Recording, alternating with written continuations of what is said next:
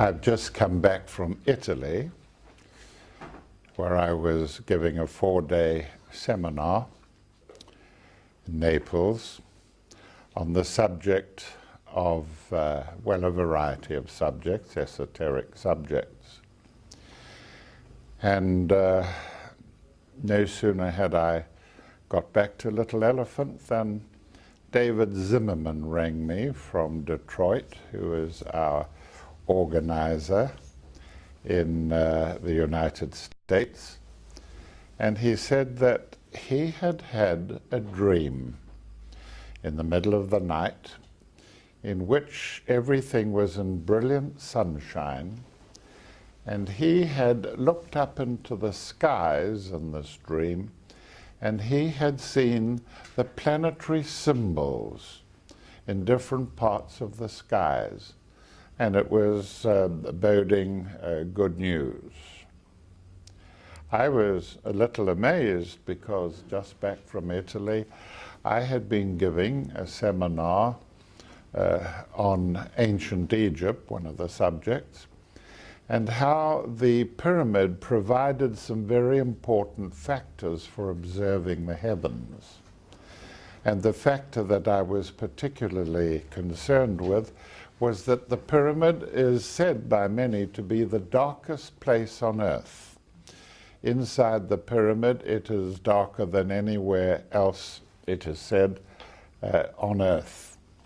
And of course, I was talking about the Grand Gallery, where the Egyptians in ancient times, more than 5,000 years ago, were able to move an old-fashioned telescope up and down the Grand Gallery.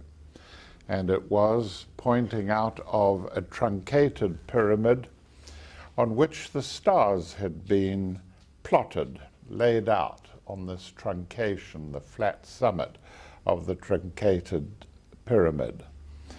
And they were able, through a piece of glass that had been formed by a meteorite which hit the desert, the western desert, and formed a piece of glass.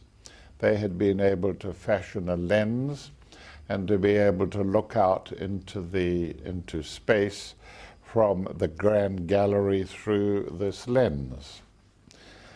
And the fact that they were in such darkness enabled them to see the stars better. You can usually see about 50 stars from the middle of London. But if you are in total darkness in the countryside, you can see 500 with the naked eye.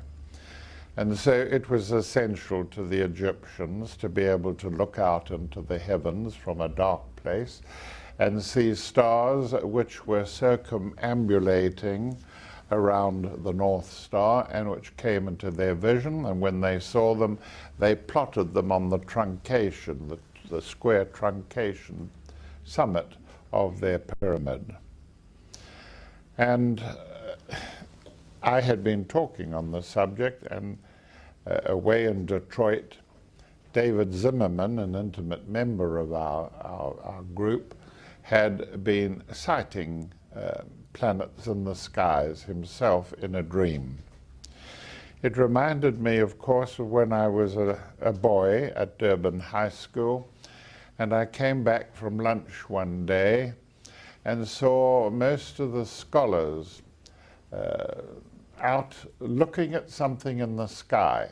They were all over the sports field and the quadrangles and so on. And they were looking at Venus in the middle of the day. And lo and behold, it was pointed out to me, and you could see the planet Venus. And indeed, if you were interested, we're not interested today because we have telescopes, but it is possible to see some of the planets in daylight. The point of my mentioning this at the opening of my talk on the psychology of dreams is to indicate that we do somehow share the collective unconscious with each other. Here was David Zimmerman in Detroit and Douglas Baker giving a seminar in Naples on similar subjects. And he knew nothing about, he didn't even know I'd been away. And so that is an important factor to hold in your minds, is the almost universality of the experience of dreaming. You're inclined to think it's a very personal affair, little affair taking place in the quiet of your bedroom, but in fact it can be embracing people at immense distances with the same motif as you have. We have to just temporarily remember one important other fact, and that is in esoteric psychology, the psychology of theosophy and of our own esoteric psychology, we regard the personality, of course, as being the composite of the hereditary equipment that we are able to derive from our parentage, interplaying with the environment. And this is normally all that is needed by orthodox psychology. But we require a third factor. And the third factor is the existence of the so-called soul. You could call it what you like, but a third factor, which is S, if you like, soul, or subjective factor. And it is the dream that is a main component of the third factor in psychology, the soul, or subjective factor. And it is, of course, extremely important. The soul is difficult to find evidence for because attention has been given so expressly by science and psychology to the hereditary equipment, including the DNA coding and the environment into which the hereditary equipment is plunged when we are born. There is, of course, with this factor, another very important one, which I have to draw your attention to once again, and that is the importance of the male spermatozoon and the female ovum. The spermatozoon, as an example, is a structure that has the physical form and is produced profusely, but we must always remember that there is an astral body to the spermatozoa. There is an astral body, we're talking about humans, of course, at the moment, and there is as well, faintly, much more faintly, but we must remember we derived from the mental world, there's also a mental body interpenetrating the spermatozoa. Another factor that is important in introducing this subject is that the higher triad, which is made up of Atma, Buddhi, and Manas, higher Manas, the higher triad contains an important structure which theosophy has not. This is the personality, and this is the higher triad, or the realm of the soul, if you like.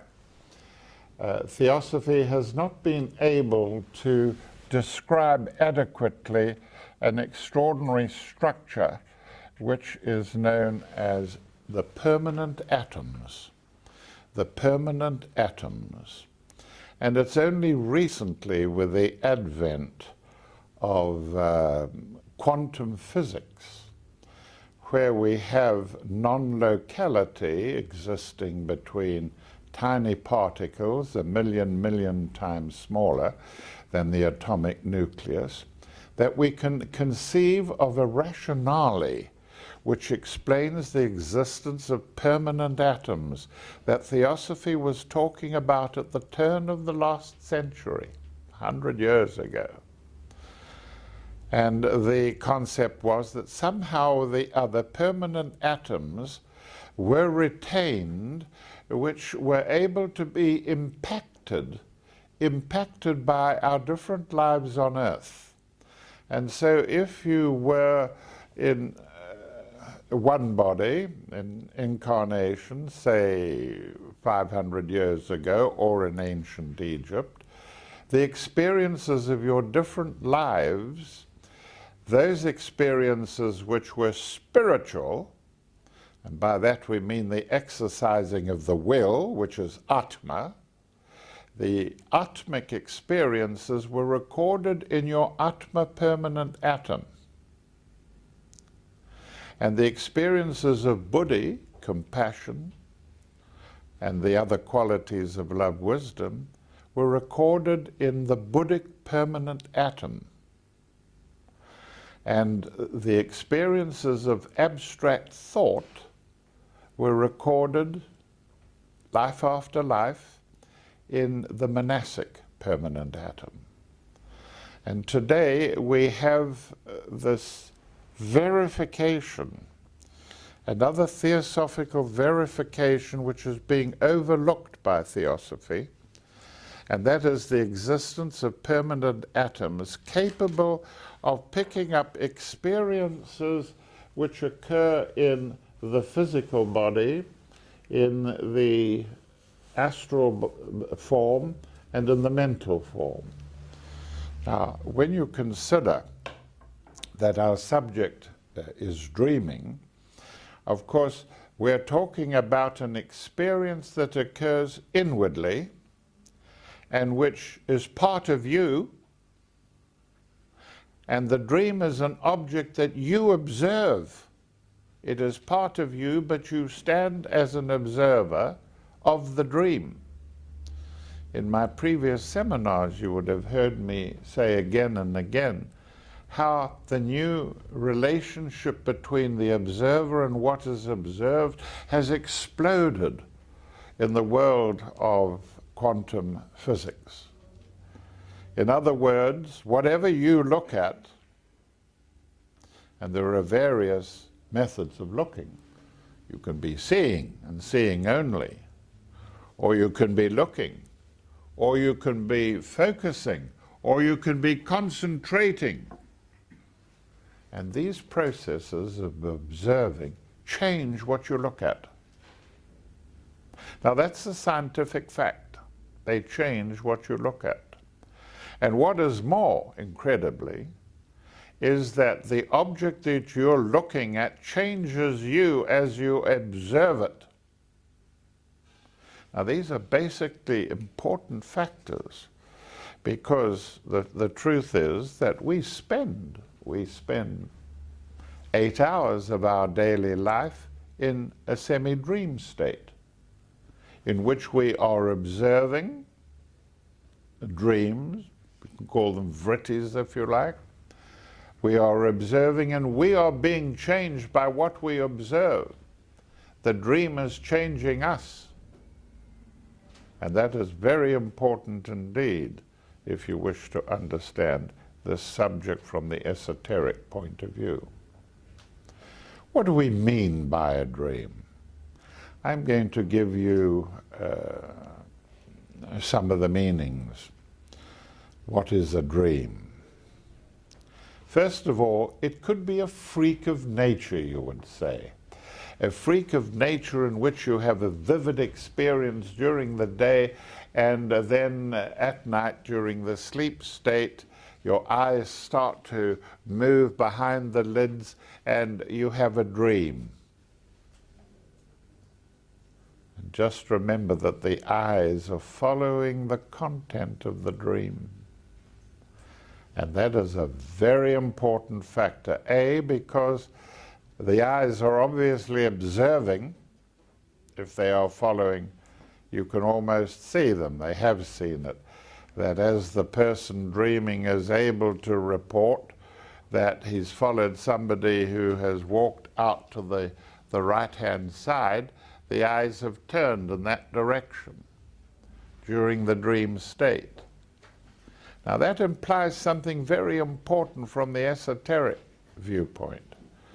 And the importance of it is this, that if there is any credibility about dreams, it is almost certain that the dreams are the remnants of our experiences when we lived in astral civilizations. When, long before we were in physical bodies, we were living in the astral world and astral bodies, we were living out an existence there, and the first remnants of eyes were being formed, and then we began to materialize on the earth, and we retained the ability to see astrally, but only in the dream state. And we were meanwhile developing the third eye, or the pineal body, and later the two physical eyes. And so it will be found, and in the absence of any scientific observation to the suggesting some other origin, it will be found eventually as they explore astral matter, which is a form of the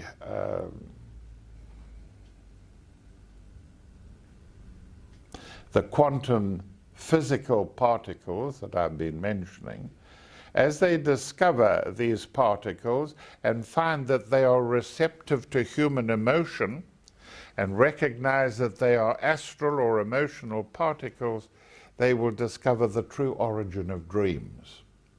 That we had lives in civilizations when we were astral, and that this remnant of our consciousness, being visually capable in astral bodies, is still there, and when we fall asleep and we enter an astral state, our eyes still move.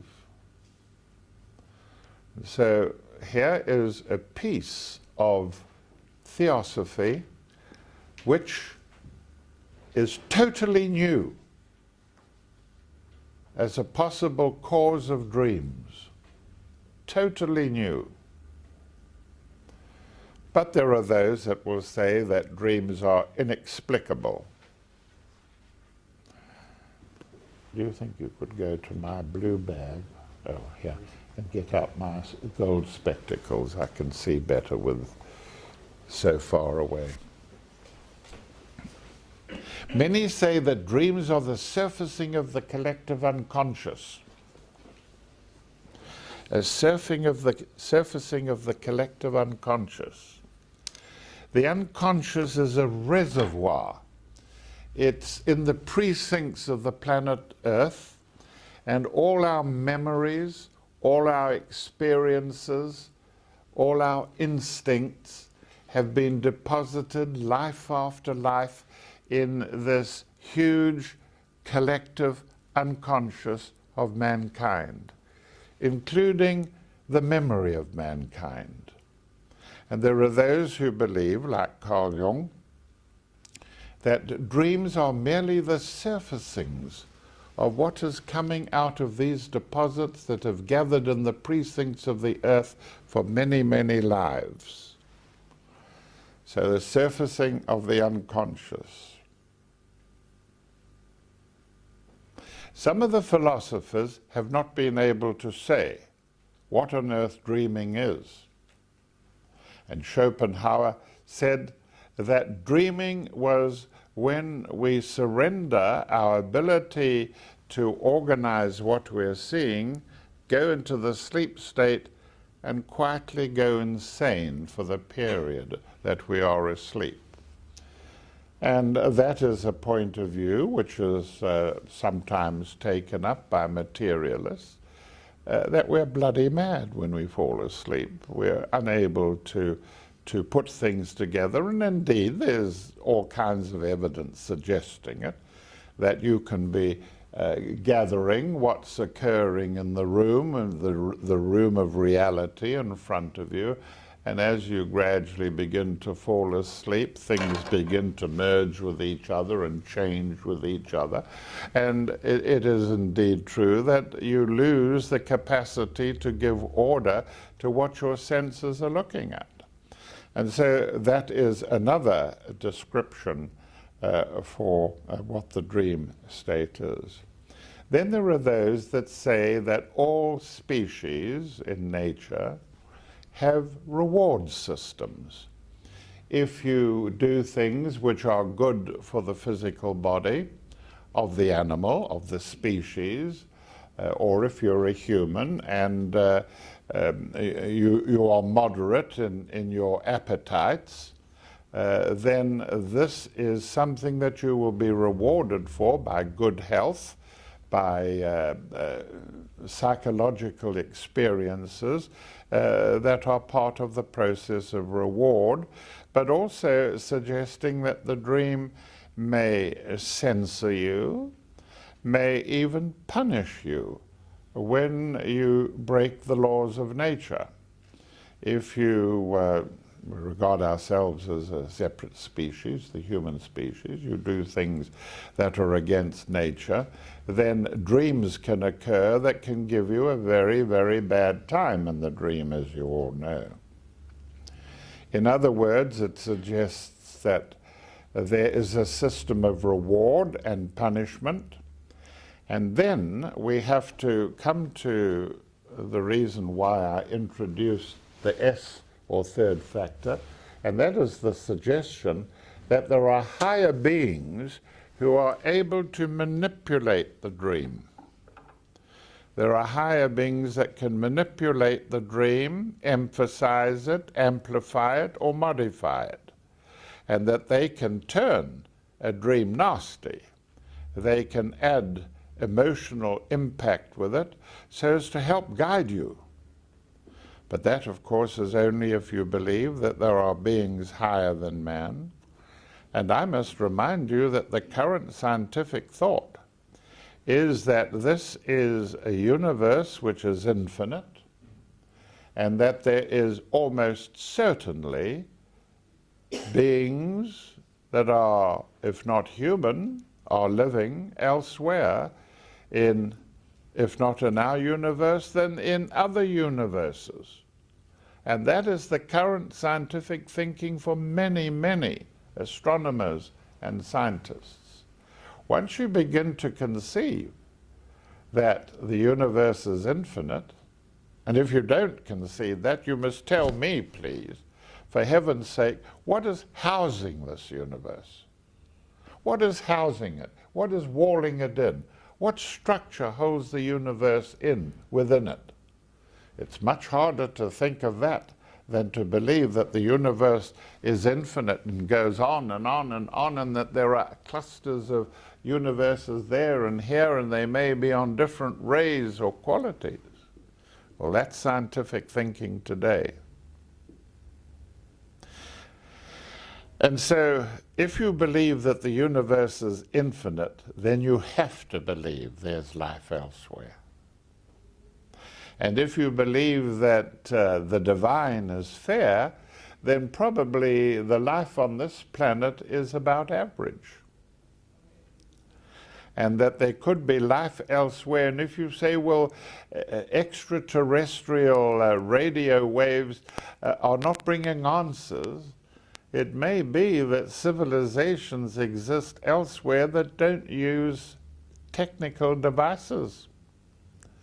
They may be using structures that have emerged from brains not 2 million years old, but 200 million years old from other universes. And that's profound, because we have on this planet, we have dolphins, we have whales with brains larger than man, who have been conscious or have been on the planet for such long periods of time, and may have evolved systems of communication that we know nothing about.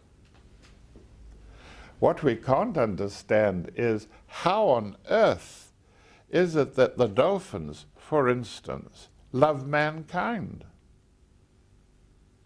respect mankind, as if they know that they could easily be wiped out by mankind, but love mankind nevertheless.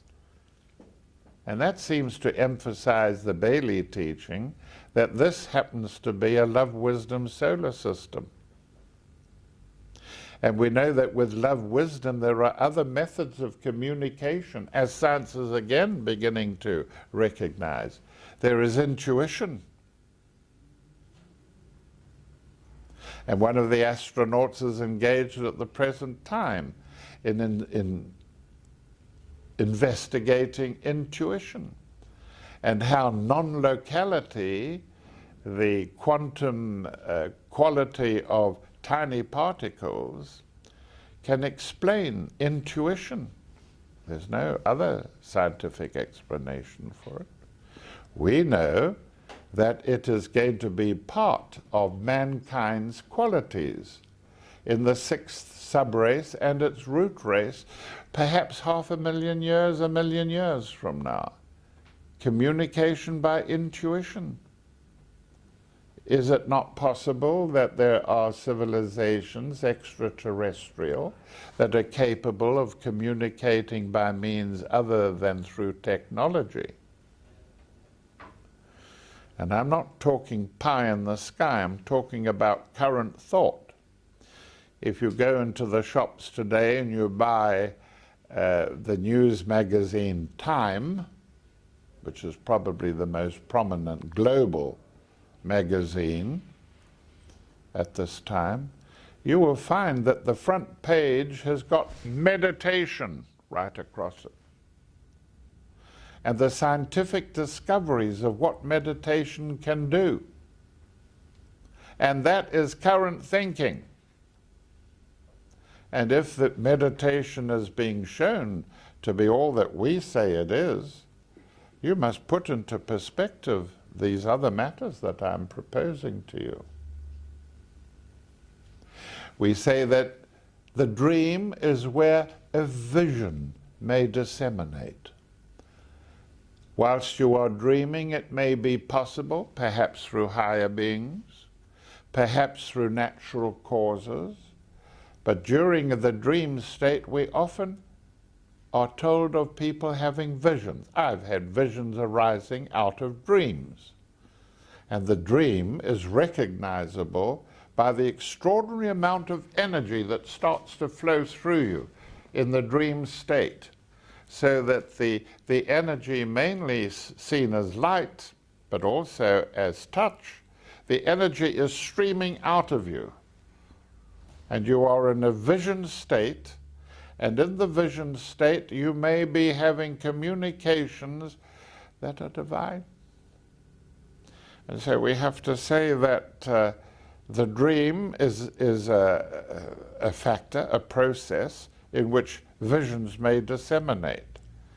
The famous example, there are hundreds of course, are what we call peak experiences.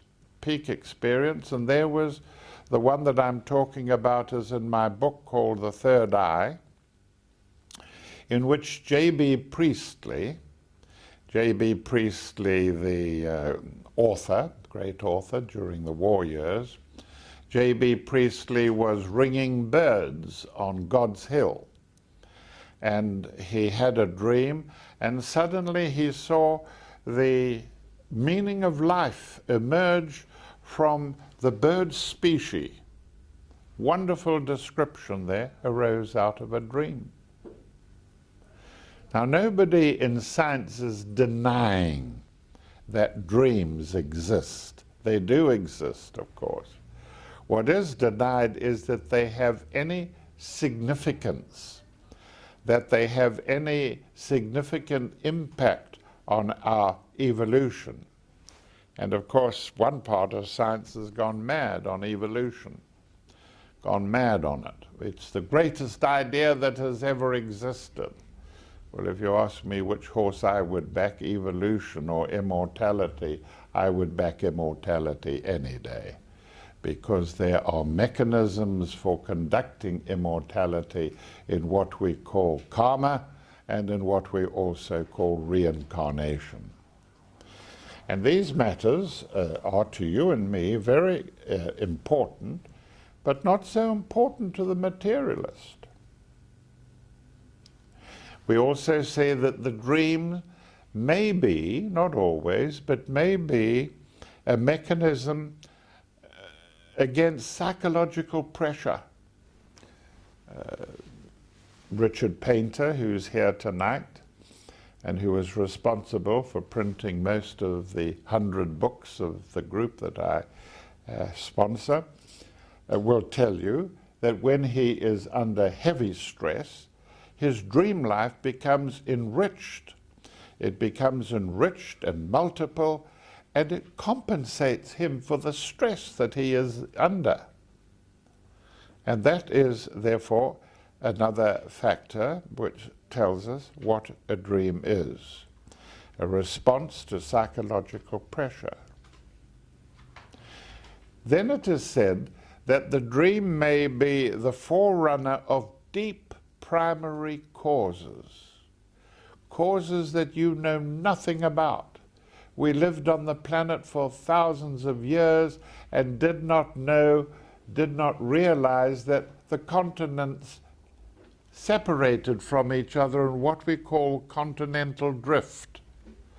And that's only 100 years old now, the belief in continental drift. But they're beginning to find out that continental drift poses deep causes, and there are relationships between the continents that separated, as there is a relationship of a deep cause between Britain and Australia, in that Britain sent on penal servitude its criminals to Australia 300 or 400 years ago, and many of the causes of Australia's history are still related to these deep causes. Now we say that dreams may be related to deep causes within you, may be related to the fact that you are about to undergo rebirth, if you know what rebirth is. Maybe that there is a chakra beginning to open that is going to open and flourish in the next year or two, and you are being told by the dream state of these primary causes. And I will vouch for this, that the dream can indicate the nature of your karma. What factors in your life are karmic? Or the dream may also be able to tell you, if I can read my writing, of impending death. Many of us walk around with cancer in us. I'm not going to frighten you all. You know this is a fact of life. Bailey said cancer was an Atlantean disorder, which we have still to throw off and still bear the karma of. Well, the body knows. The body is capable of telling you, of warning you, that maybe you shouldn't undertake this or that kind of enterprise because things are going to terminate your life. We don't know. There are deep causes within us, and the dream may be responsible for ventilating these or surfacing these deep causes. Then we know that we are governed at this stage of our human development, we are governed by desire, and that there are four major desires: the desire for security. You want a better job so that you can have a home, a house in the country. The desire for response: I will love you if you love me back, and if you don't love me back, and then there is the desire for new experience, which sends bored kids off to take great chances and so on. And then there is the desire for recognition in the world. I want to be something. I want letters after my name. I want people to respect me. I want them to know that I am, and so on. And these desires can be fed, can be indicated, and even fed by the dream state, because the desires stem from the astral world, from astral energies which pour out of us or into us through the solar plexus chakra. And we are responsive through our libidos with the astral world. And these desires have to be expressed, and we express them by attaching ourselves to things, money, wealth, position, places, things, and in other ways. And the dream, therefore, sometimes will reflect with a degree of, shall we say, falsification, that which supplements but doesn't give you the desire. It manufactures false images, suggesting to you that this is what you're desiring, but it's not real. Dreams, extraordinary things. I've mentioned that I believe that the experiences that we had in the astral world long before we took on physical bodies, and I must remind you that the Earth is 4,000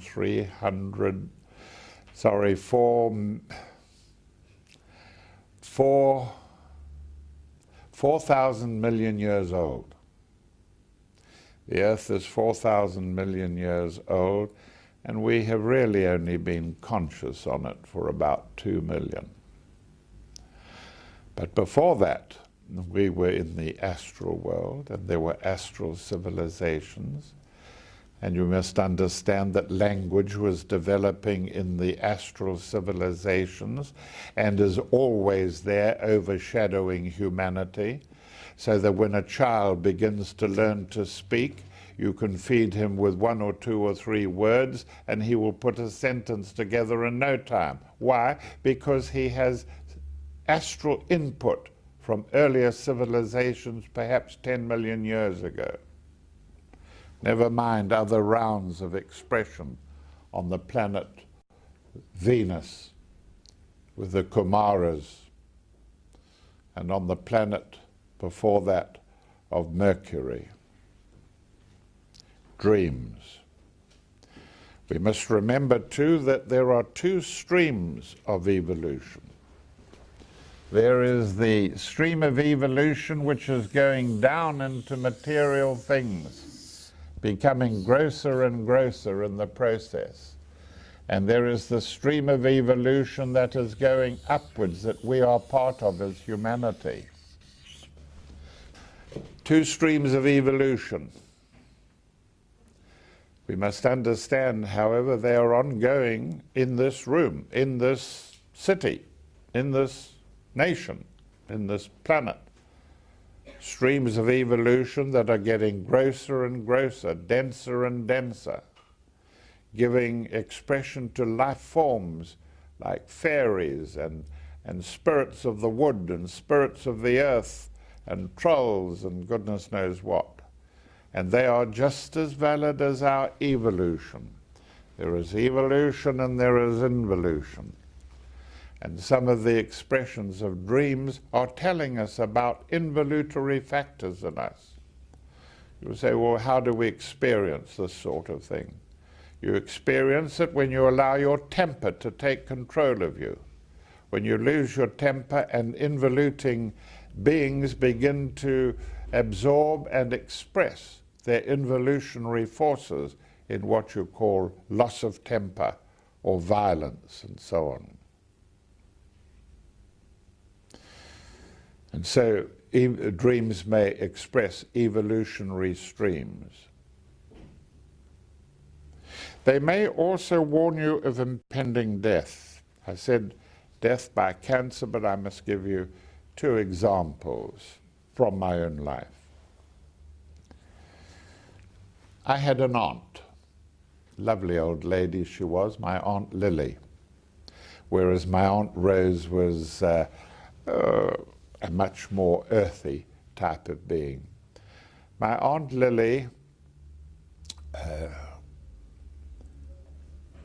was a person that I used to respect enormously. And I had a series of dreams in which my aunt would approach a tree, a shrub in her garden. And the tree, the shrub, would come into bloom and express itself in beautiful flowers.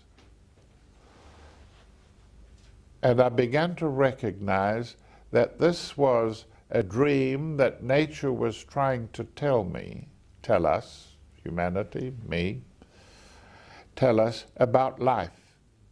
Have you ever noticed that when flowers run short of water and are not watered, when they have to struggle for existence, that they flower?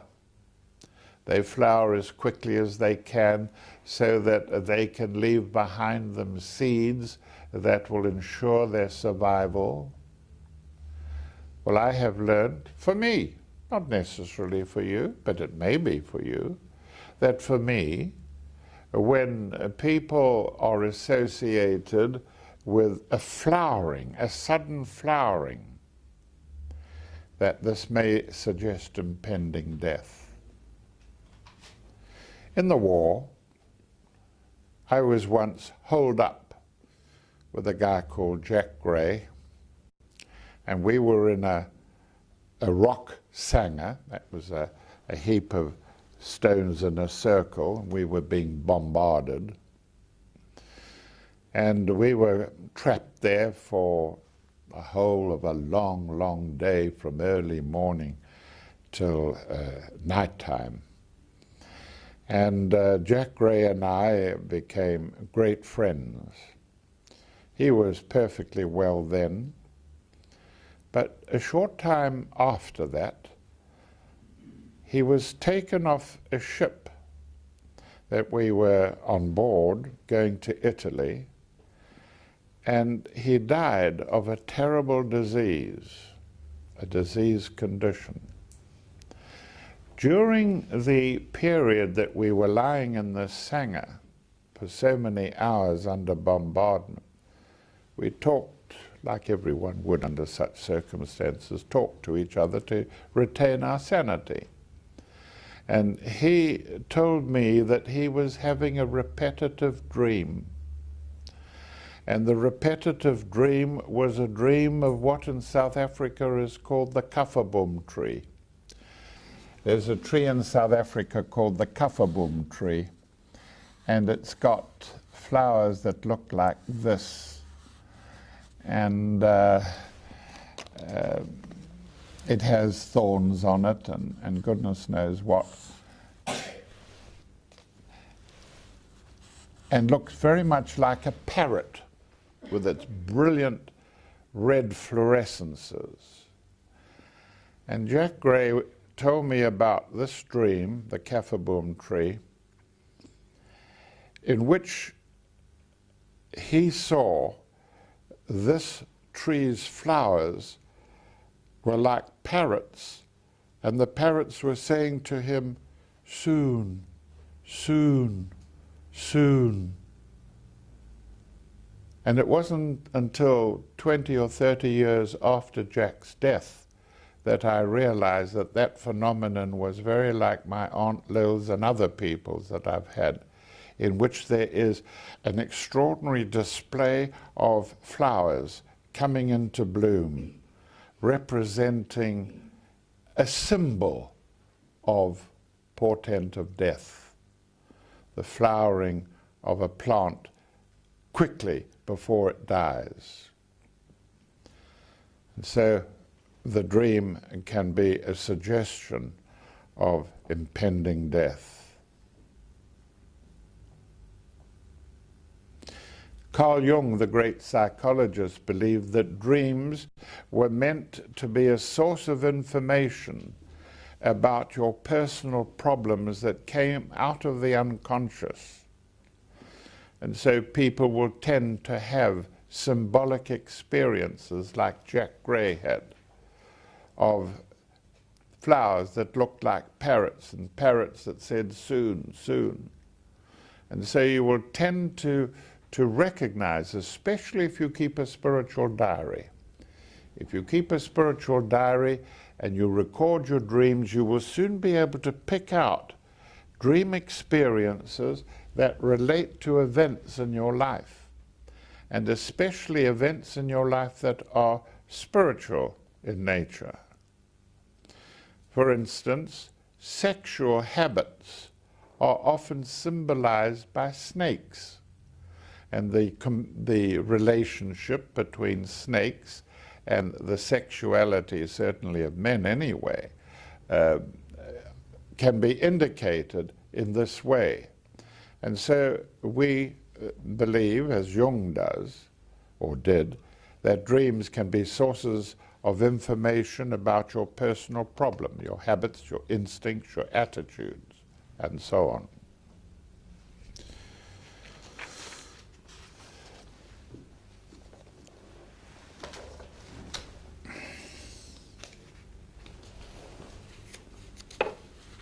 I just want to make one more reference to something we've already suggested. Let us say this is you, and you are the dreamer. You are the dreamer, and this is your dream, which you, in the dream state, are able to observe. It is part of you, and that you should realize they are connected, no matter what level it is. But you, the dreamer, and the dream itself are connected. And the dream, because it is part of your observation and you are aware of it, if you can't remember your dreams, you must take up some esoteric practices so that you do remember your dreams. Because you can turn dreams into a valid source of information. And there are ways of doing it, and we call this in our group the Cleargate method. And the Cleargate method uses the astrological symbols in order to establish a form of communication. Let me take another point and show it to you. It was shown that worms, there's a worm, that worms could be taught to crawl around the lip of a glass, a drinking glass. They could be taught to do that. And an experiment was done in which the worm was taught to crawl around the edge of the glass, and then the worm was chopped in two, and it had a head and it had a tail part, and the two were separated by halving it. It was then that nature provided the head part of the worm with a full body, growing a tail and everything onto the head. And the tail part, nature again added a head to it, and it grew. So there were two worms resulting from this. Perfectly natural. But it meant then that both these worms had been taught. They had been taught to go around the surface of the glass. They were then taken and operated on, and another worm was not fed, but had the DNA from both of these put into it, DNA molecule. And this worm learnt to walk around the glass lip in record speed, almost instantaneously, it had learnt what had been passed on to it from its earlier progenitors. What does this suggest? It suggests that learning can be transferred by DNA, and if this is so, what we learn inwardly may well be transferred to our DNA, and by hereditary involvement we can pass on what we learn inwardly, which is mainly dreams, astral experiences, can be passed on to our hereditary offspring. Now that's a tremendously important thing, because it's the kind of statement we're trying to make here, and that is that there are subjective conditions that can be passed on, and especially passed on when you consider the spermatozoa and the ovum of the female with their genes embedded in their nuclei. And so, ladies and gentlemen, we're talking about the most extraordinary developments that are going on in the world. Let us now look at the structure of a dream. The structure of a dream. What do they say it is made of? Well, I think it was Jung who said, first of all, there is a nucleus of meaning. There's a nucleus of meaning in a dream. There you are. M-E-A-N, meaning. A nucleus of meaning. And this meaning has certain qualities about it. It has the ability to be loaded with affect. Affect is feeling, loaded with feeling. It can be loaded with feeling, and it has the ability to constellate, which means that it can attract elements to it. And so the constellation means that parts of the dream can draw in elements to itself.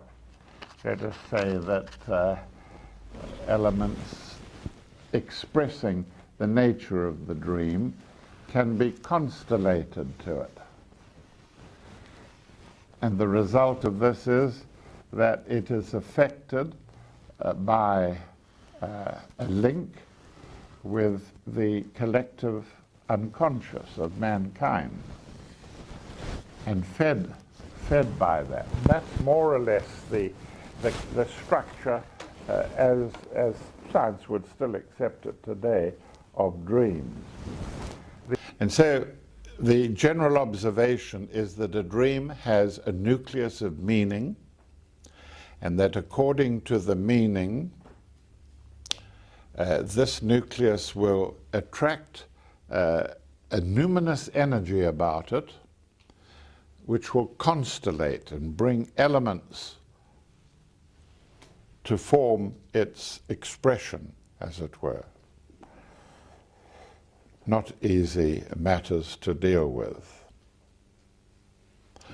Why should a dream have any pictorial state in it at all? What kind of pictures will a dream attract in you, in me, and why should they be different in each of us? The answer is that the dream can only express what you have experienced in the world. Whatever you have seen is in a storehouse. We call it in psychology externa. The externa of the world, what you have seen, what you have heard, what you have tasted, what you have smelt, is all recorded inside the brain. All recorded inside the brain. And if the dream is expressing something, and there's the nucleus of its meaning, whatever it's trying to express, it can only express in your externa, what you have seen, felt, touched, smelt in the world. And if you are a person of a particular profession, and the person next to you is a different profession, or a different education, then the nature of the expression of that dream, even if the two things were identical in meaning, would present differently. There are many people in the world that don't get around very much. So if you've got two people like that, and this is very important, two people like that, one person may have nothing there at all, may have very, very few externa. Shall we be nasty and call them country bumpkins, who have never seen anything much more than perhaps, they probably haven't got a vocabulary of more than 200 words. And they would be in difficulties expressing dreams, whereas another person may have lots and lots of experiences of all kinds.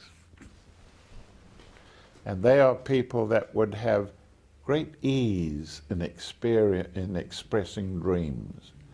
The dreams can only express themselves around a nucleus of meaning according to your externa, what you have taken in of the external world. After tea, I'll take the subject up again and show, through the layout of the dream, an experience that happened to the Duke of Hamilton on the night before Hesse, the Nazi Hesse, landed in England with overtures for peace. He had an experience, and I will try and lay it out for you so that we at least have something to start on. Who would like to put a question to me? Please, no dreams yet. The last thing you were saying about externa, yes, and how we can only dream what we've already experienced. Yes. Or we can only be communicated through that. It's the vocabulary of the dream. Absolutely, but what about, I'm not so sure myself, I'm not really contesting it, I'm just curious. I can't validate that with my experience, but the people who are congenitally blind, they not have kind of visual imagery in their dreams. No, thank you. Because really and truly, if the person's been blind since birth, they have no externa, they have no vocabulary for their dream to express itself through. And nevertheless, some say that they see things like we do and so on. If they do, then it may be through the pineal gland, which is sensitive to light. What we're trying to do here in this course is for you to take one or two of the most positive dreams you've had. If you've kept a spiritual diary, of course you would have recorded your dreams. But if you have a dream that is as positive as you could wish it to be, and you give us the birth date and time and place, we will set up a horoscope for you, and I will show you what features in the horoscope are expressing the dream almost exactly.